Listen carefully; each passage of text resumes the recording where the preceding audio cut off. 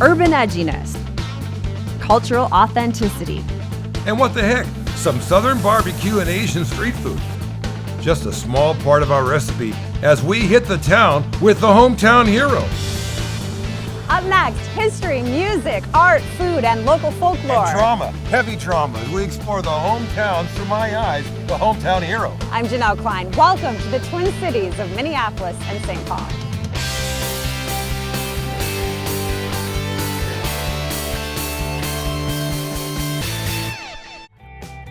The Minneapolis suburb of St. Louis Park spawned an Oscar winner, a Grammy winner, a Pulitzer Prize winner, and a U.S. Senator. And if all goes well, or not so well, we're going to crash, or dare I say experience, a one-of-a-kind high school reunion. From The Great Gatsby to Charles Schultz and Peanuts. Down the road to the Mary Tyler Moore House, Bob Dylan, and the late great Prince. This may be the media-foisted, cliched image of the Twin Cities.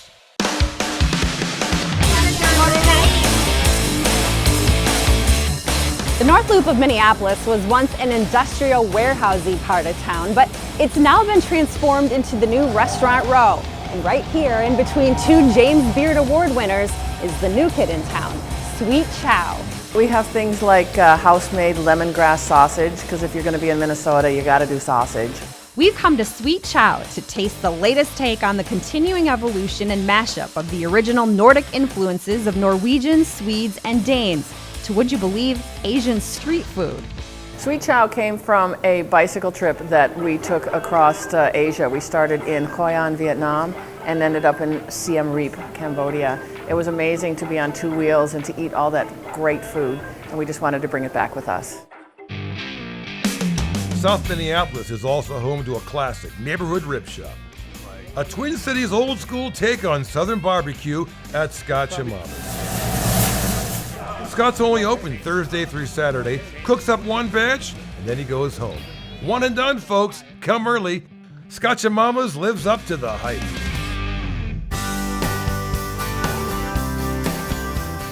Thirteenth Avenue Northeast is a mashup of old school and new wave. It's called Northeast. Northeast. It was settled by my people, Janelle, the Poles. Malch Pilsudski. Pravoslaviejem. 13th Avenue Northeast boasts one of the few streets in the nation with 4 churches on one block. There's also an edgy art scene that screams, "Keep Northeast weird." That's Poppy. She's a YouTube creation. 13th Street Northeast also features old school craft cocktails at the Peacock Lounge. It was an important spot for me, my second date with what turns out to be my wife. The Peacock Lounge helped seal the deal. Really? What actually did seal the deal, Joe? It was a lemon drop martini. There are 14 craft breweries within walking distance. And beyond drinking, the craft beer name game, almost as much fun. In the early days, I suspect the intention was to be edgy and dangerous. Hey, have you tasted the stalker-like qualities of a Dangerous Man IPA? Or wrap your arms around a Fulton Lonely Blonde? A local fave, the Edmund Fitzgerald Porter.